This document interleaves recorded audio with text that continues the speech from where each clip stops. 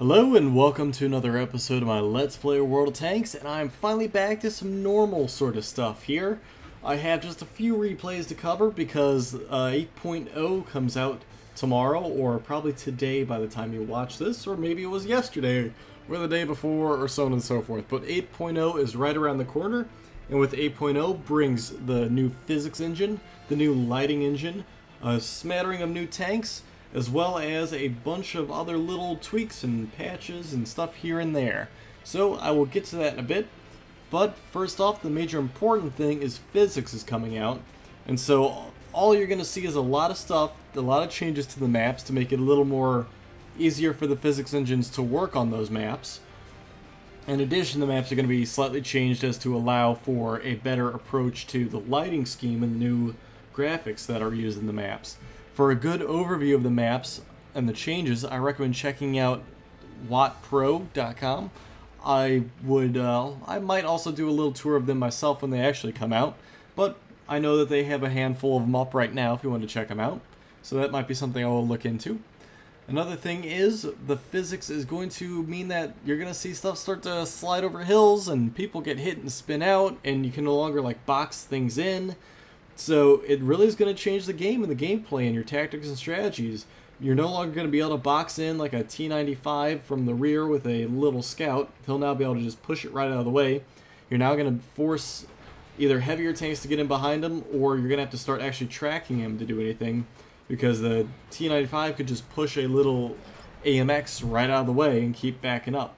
So it changes things up. In addition to that, you can, push people off ledges, the rarity that will be. But it's possible for you to accidentally push teammates over the ledge more likely than an enemy. So you really will have to be more careful now when it comes to the game, and you don't want to get right up on top of walls or right up on top of ledges anymore, because there's nothing to stop you from teetering over now. And if you're trying to do a wall climb to hit that last little target, you need to be very careful that you don't crest over that hill and just start sliding down, because not only are you not going to get that shot off, but you're going to go crater into the ground. You could just lose your tracks, lose your turret and gun, you could just die. It's all very big possibility. And so it's going to be hugely important for you to know where you are at all times, and where the surfaces are, where like the slip points and the apex of the hill, so on and so forth. All that important stuff is going to come really much into factor now that they've taken away the invisible walls of different terrain. So just have to play a little bit smarter, have to just pay attention to your surroundings. And of course, you're going to want to help each other out a lot. You don't want to get right on top of somebody or shoot right over top of them, because they might need to back up, and trying to maneuver around somebody that might accidentally back up off a hill if they're not paying attention, or trying to look dead ahead when they're moving. So it's really going to take a lot more close coordination for your team to do stuff. Now, there are new tanks, the Soviet TD tanks, which I briefly covered in the previous 8.0 look ahead video. And of course that was slightly incorrect with some of those numbers, but not too much. They've all changed since and been patched with the different test server patches. And so they're all slightly different, but needless to say, they're all really good. They're very fast TD assets as opposed to the slow TD assets that are currently in for the Soviet line. As to how they fit in, they're a faster firing, faster moving tank that does less damage. So you're trading your high hit alpha damage for a quicker rate of fire damage over time sort of thing. So it will probably even out when you get to the DPM mark, but you're doing a lot less instant damage and more sustained damage. Something to note when you look into those tanks. Now the SU-100N comes right off of the SU-100, which currently is in the game, and that's about a 50,000 experience upgrade. So hopefully you've all ground up to that point, or are about to, if you're planning to go down that tree. I know I should be ready for it. The thing might be I might not have the credits, so we'll have to see what happens there. Now, in addition, there's a whole bunch of tweaks and little bells and whistles get changed in addition to the lighting. So you're going to see a lot of the maps get changed around, how they look, how they feel, and a few different things in terms of playstyle. Like now you can go into the train yard in the Himmelsdorf area, so you can get into there, you can have some fun inside of there, There's different little aspects to just certain things have changed, like the hill on Ice Road, or not Ice Road, I don't actually remember what the map's called, but it has the Ice Road up north, has the Shoehorn down south, and has the gully in between with the bridge. You know what I'm talking about. Some of those hills have actually been decreased in their height, just to make it easier for people to get up them with the new physics engine. So not a lot of your steep climbs anymore are in the game. It might be a little bit lesser of an incline for certain things.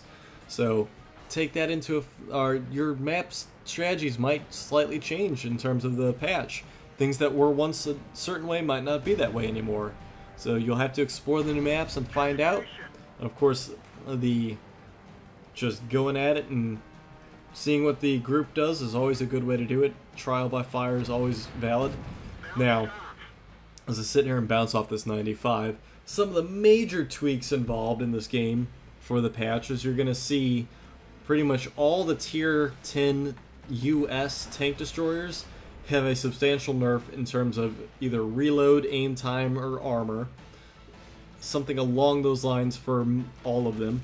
You're going to see the Jagdpanzer E100 get buffed up a bit. You're going to see the T50 TAC-2 actually take a pretty big hit in terms of its turn radius. And the reason they did that was just so that the thing doesn't flip over when it's making its turns. Because the physics, you can actually spin out.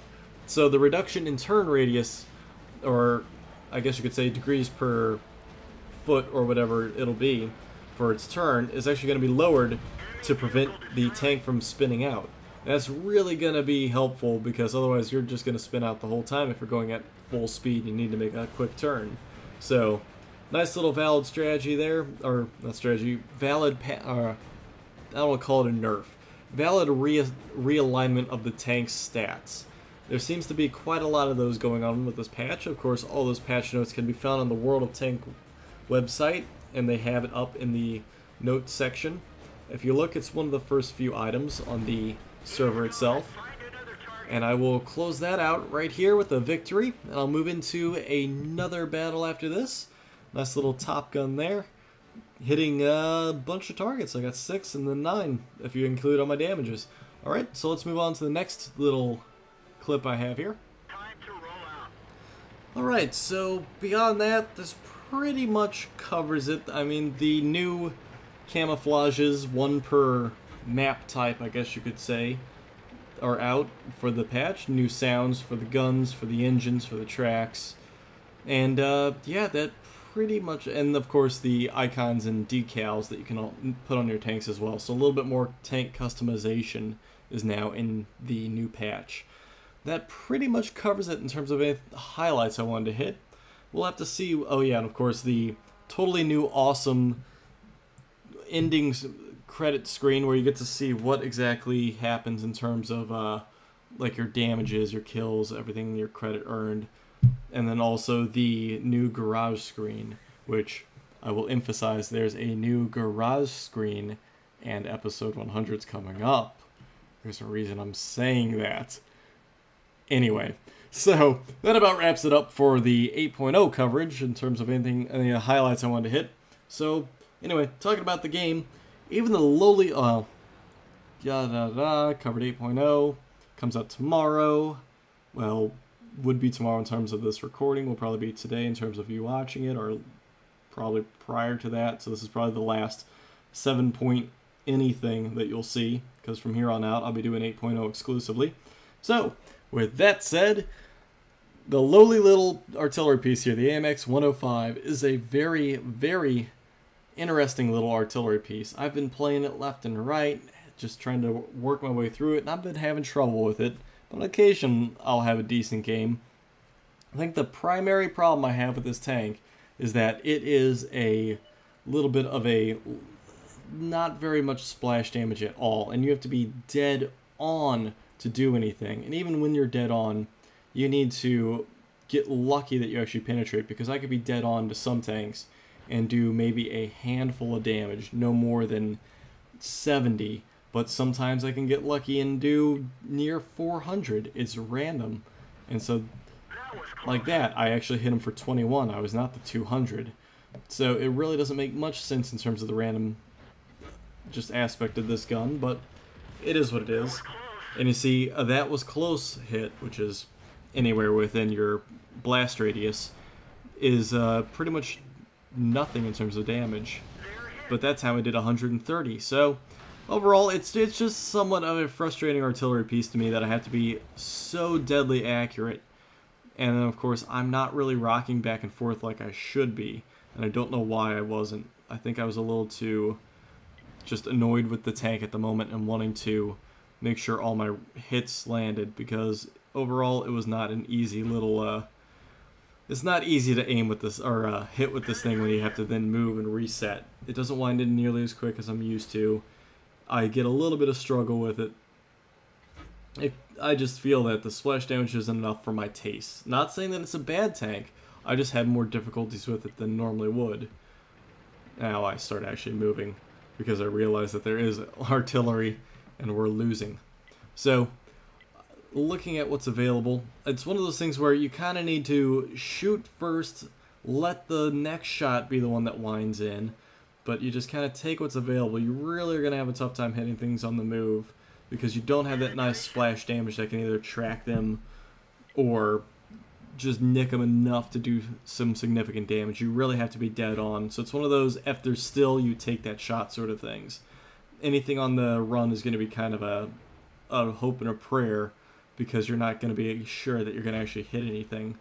So I really haven't amounted to much yet in this game. Kind of just sitting here whiffing back and forth or doing light damage to all sorts of tanks. So gonna have to wait for something to appear in a nice little area I can actually hit.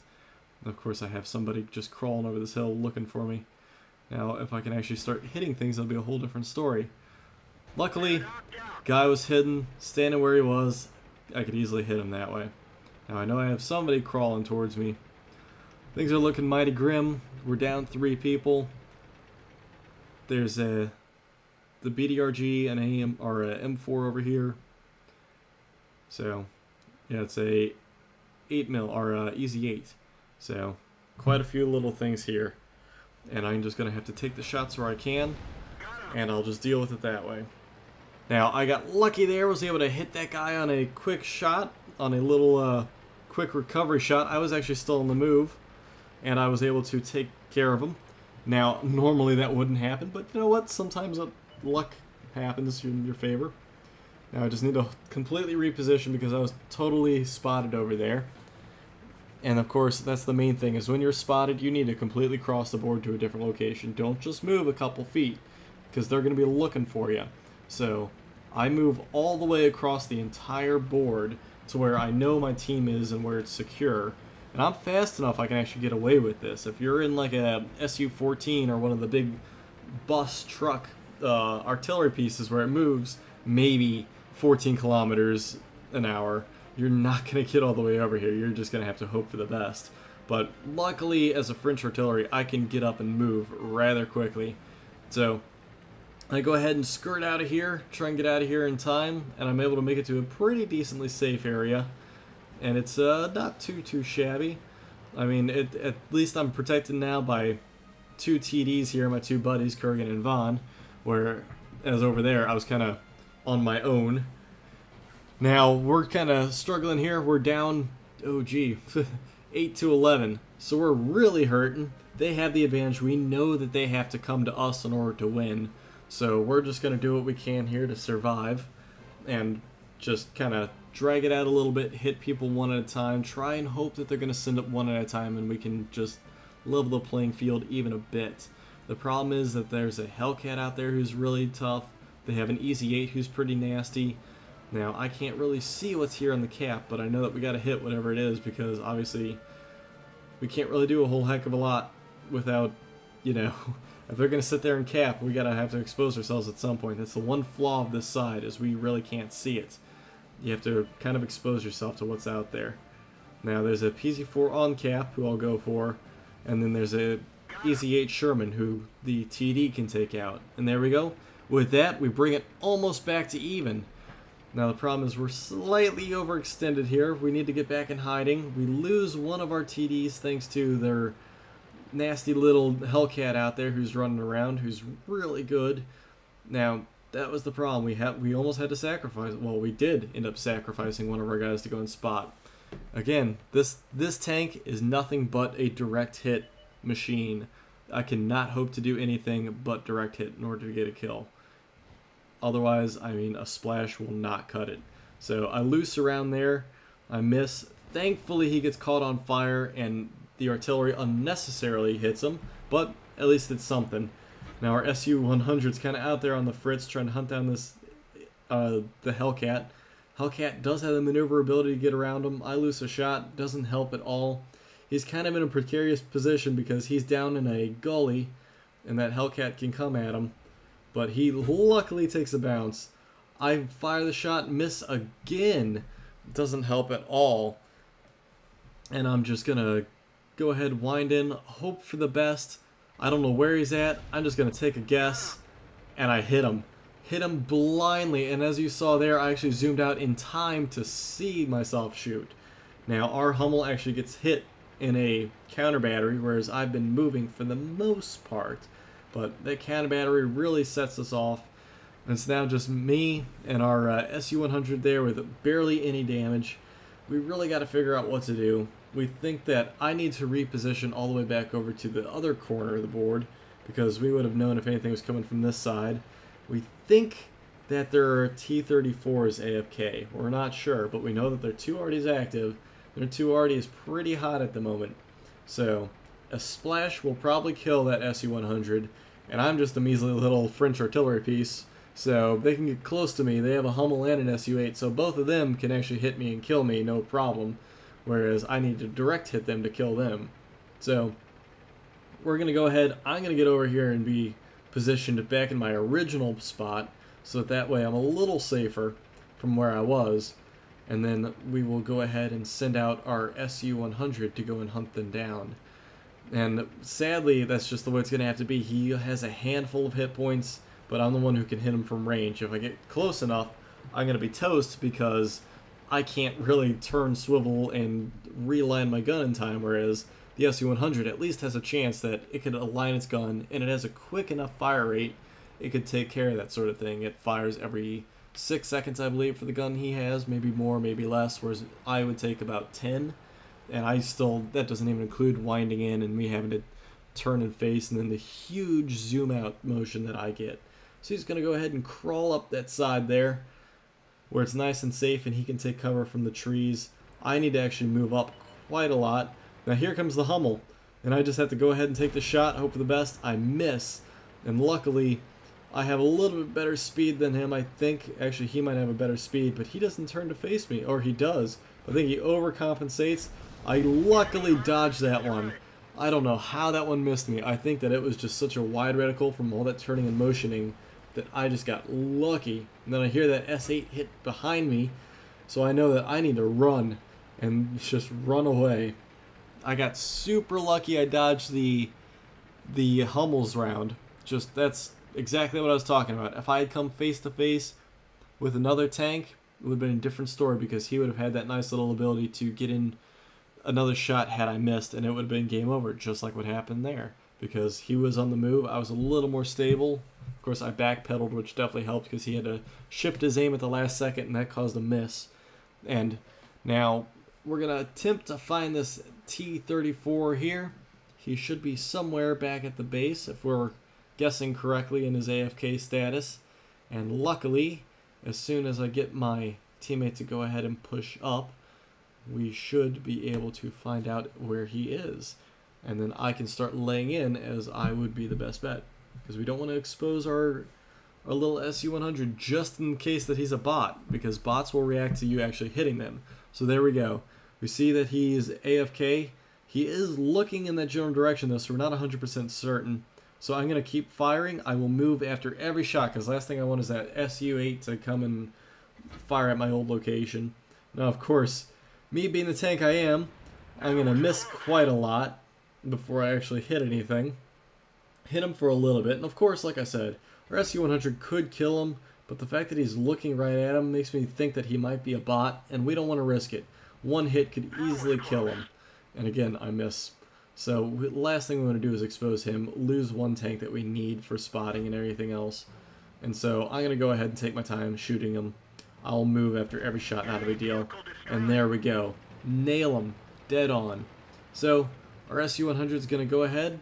He's going to probably go and hunt down their artillery. We think he's about the A1 and 2 area. I'm going to go ahead and reposition pretty far up. That way I'm closer because, as you can tell, the missing could have been because of my range. Could have maybe been something else. So I'm going to go ahead and range in, get ready to spot anything. Does he see anything? Where's that artillery piece? One more kill is all we need to win this, and we have done it. We've come back from an amazing deficit, and me and the 6 kills on the AMX 105 is amazing. And then lo and behold, he's behind me. So I got a slew all the way back around to get to him. Now by this time, of course I'm lagging a bit there. By this time I've lost track. I can't slew anymore to just get a shot on him. I gotta run back at base. He's probably gonna see me as I come in. My only hope is I can hit him first and one-shot him. Now it's entirely possible. I do have the damage rate I could. And as you see, he's looking up dead in the air. He's not even looking at me. And he ranges out, looks the wrong direction. He's still not even looking at me. Finally starts turning, put a shot at him. I penetrate him only for 100. My best bet is to get up and running here. No, no chance.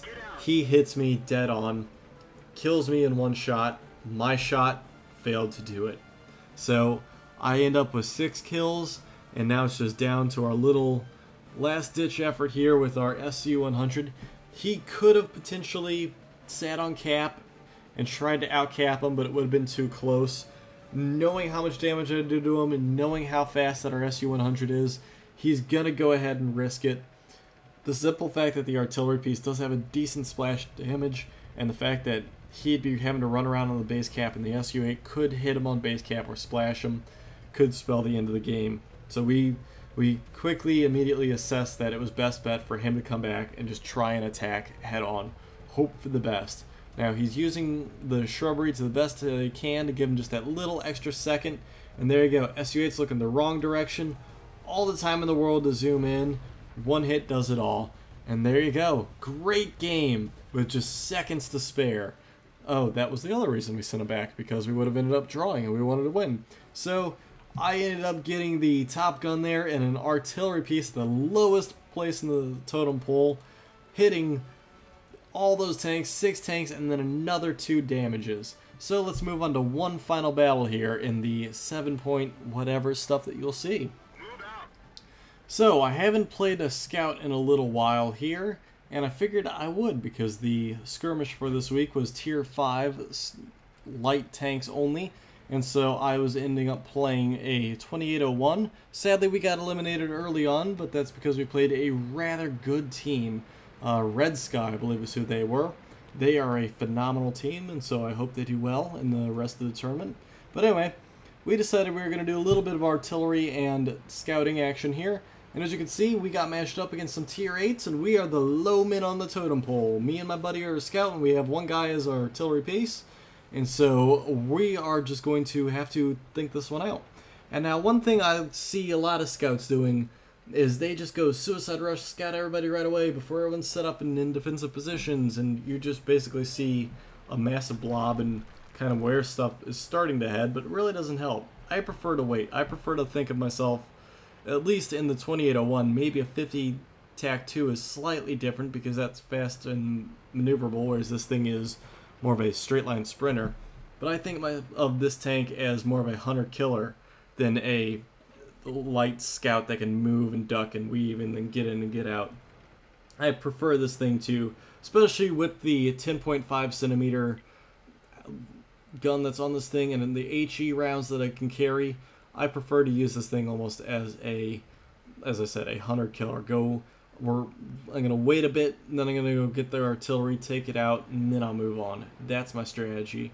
So that's why I'm sitting back at base at the moment instead of rushing ahead and scouting. I kind of know where the battle lines are, and I want them to spread out a bit, because it's not going to help me if I just run into the blob there and I immediately get killed. It's not going to do a whole heck of a lot. So a Hail Mary shot there, 100 and something damage with this little 10.5. This tank is phenomenal, to say the least. But again, I'm going to wait, count it down until it's a decent amount of time before I should go and run. Again, I'm trying to wait to see where the majority of tanks get into their battle lines. I don't want to be like that Chaffee because he's going to run out, and sadly he's going to get gutted, I believe. Yeah, just like that. Just trying to scout along the battle lines. And that's not a good thing in my opinion. I'd much rather wait, let things disperse a bit, then go for it. So, I recall my buddy there, Gilly, wait for him to catch up to me, and then we're going to go as a pair in Wolfpack and try and find their artillery. So, we take off down the center line where I think there's very little. I've already seen quite a few tanks over on the 0 column area, and a little bit of stuff over on the 1 and 2 columns. So, next best is to go right through the center. And I luckily have the speed with which to do so. Just kind of duck and weave and go in between things. Now this Panther, luckily I bounce him. That really would have been a whole game changer had anything else happened. Now I'm going to have to face him again here as I run right past. He luckily just does track damage, doesn't actually track me. And I actually hit him dead on. So I'm able to get past him, a bunch of stuff is shooting at me. I'm just going to go ahead and run, get out of there. I know what my goal is. Gilly unfortunately gets stuck back there and has to go toe-to-toe, and it's not going to end well. I see that there's a 36-01 back here. Not my main target. I'm going to go ahead and skip him. Just do one little quick hit on the move to him, just to see if it is a bot or not. And of course he doesn't fire back, so he definitely is an AFKer. And now I know their artillery is definitely over in the woods over here, because, well, that's usually where I go. And plus that hit landed just short of the bridge, so that means they have to be behind me. The only place behind me for safe cover would have been over here. So, I'm going to go hunt down their artillery, find their priest, going to go ahead and run at him, but I don't know where their Hummel is. I know he's somewhere, and there he is. So, primary target, the Hummel. Secondary target, the priest. So I want to try and get away from that splash, and I do, luckily. He shoots a little too short, so I'm going to not ram him, because ramming him slows me down, could break my tracks. Instead, just want to wait, lock onto him, because I'm busy moving, and I know it's a relatively flat surface. So, again, now I can go for the priest, lock onto him, take care of him, go ahead and move on to the next target. I've cleared their artillery, so that automatically sets us leagues ahead. We don't have to worry about that. Our tanks can stay in nice, safe positions. And now I'm going to go back for this 3601, because, hey, it's an easy target. I can take him out, and people aren't really going to bother me. So it's just one last thing that we have to worry about. I'm really not going to do too much up in the front. Figure I'll let everyone else duke it out. I'll go for an easy kill. I earned it after I hunted down their artillery and didn't take any damage. So, just going to sit up right behind them where it's nice and safe. Going to pop a few shots into them, see what different areas I can do the most damage. The turret, obviously not much damage there. I'm going to go for the little gun port there. And that's where I'm actually doing like 100 plus damage. So, you know what? I'm going to go ahead and target that place. Yeah, I could target the back of them, try and hit the engine, but I'm doing about 100 damage back there, so I figure why not. It's nice and safe, and I can guarantee I'm going to do a set amount of damage. Now, probably could have chosen somewhere else, not a big deal.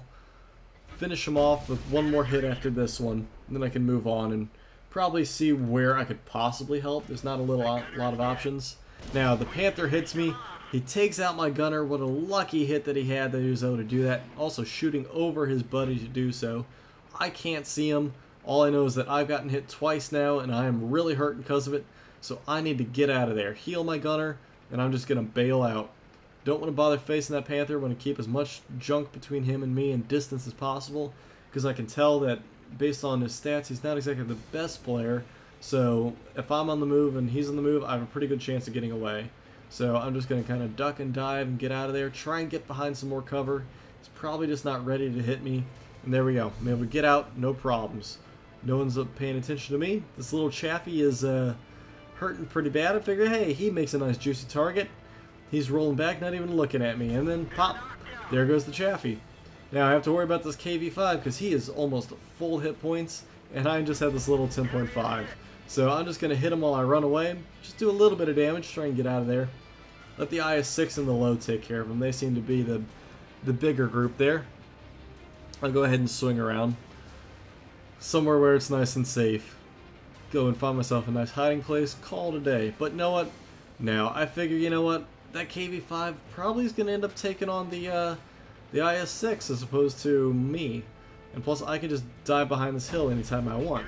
So, I'm going to slowly whittle him down with my derp cannon here. I know that this low behind me and this IS-6 are going to sit there and hit him all day long, whereas I could just keep hitting him. Try and break like his gun to prevent him from shooting at the IS-6, try and save him some damage. Now, he gets lucky and he misses me, and then I just take the last shot, take him out. And then that's one last target I got to worry about. Frees up the IS-6 to go on to another tank. And then we do have some stuff up in the one column, but luckily we have a T-29 that died and blocked the bridge. The smartest move you can ever make if you're on that flank is to block that bridge if you were about to die. That way no one can get past you, but in 8.0 that might change actually, because they should be able to push you. And in addition to being able to push you, there's the little chance of just being able to drive off in certain areas. Now, I hit this Panther at long, super long range there.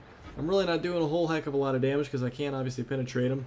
The IS-6 shouldn't have a problem taking him out, but he's sustaining a lot more damage than I thought he would. And right now the Panther is outgunning him in terms of health. So I'm going to go ahead and go into system. Plus he's all the way down there. I kind of want to get away from that nightmare up there to the north. It's just too much stuff up there that I don't want to touch. Now, the Panther luckily is missing that IS-6. Hopefully the IS-6 can do a little more damage, and there we go. He does a nice little 400 chunk. You know, wind in, do just a little bit of damage there. The IS-6 should be able to shoot him and kill him in another hit, but I might actually get a reload first. So I just punch into him with a nice chunk of his hit points, killing him off. There's only a minute left, and I'm up to 7 or 6 kills already. So there's a Top Gun in the lowest tank here, a measly little tier 5 scout. So I'm going to go ahead and celebrate my little victory there. Might want to go up here, and you know, there might be some stuff up there that I can shoot. So I'm sure the IS-6, as you can see, is not a little happy with me, but you know what? I went to go and help him. Whatever. I supported. It's a game of the team winning, not just individuals, and I've already cleared that bottom portion anyway. So, gonna go ahead over here. There's a Tiger P with one shot, so I can kill him if he moves out, and he does. And there we go. Kill off a Tiger P, and then that's 7 kills. That is a Bolter's Medal. That is a Top Gun. In addition to that, that is also a special award, killing 3 tanks that are 2 tiers higher than you in a light tank, which does not occur in clan wars. It has to be in pub matches and company battles only. So I earned that medal, which is Orlick's medal, I believe, in addition to the fact that I have now hit almost every target, I believe. I take a shot there. I think I actually hit that IS-4 for a good chunk of health. And so there you go. I do a phenomenal 2600 experience, which gets doubled up to a 5300 experience. I get Sniper and Top Gun. I get 7 kills, 2 damages. I hit both of those, and I hit 22 out of 22 shots. So, and I detected 4 guys to receive 4 hits. So that was by far my best game, hands down. The last thing I'm going to show you before physics was my last game. I hope you guys enjoyed it. I hope you're all ready for 8.0. It's coming out. You'll probably be downloading it and watching this at the same time, because that download might take a while. So, hope you enjoy it. I'll catch you guys in game, and I'll catch you guys in the next episode. Look forward to episode 100. That's right around the corner. And I haven't mentioned it 100 times already, but there's an update to the garage. There's episode 100 coming out. Why would I mention that 100 times? Anyway, guys, thanks for tuning in. I'll catch you guys in the next episode. Subscriptions, ratings, always appreciated. Catch you guys in the next video.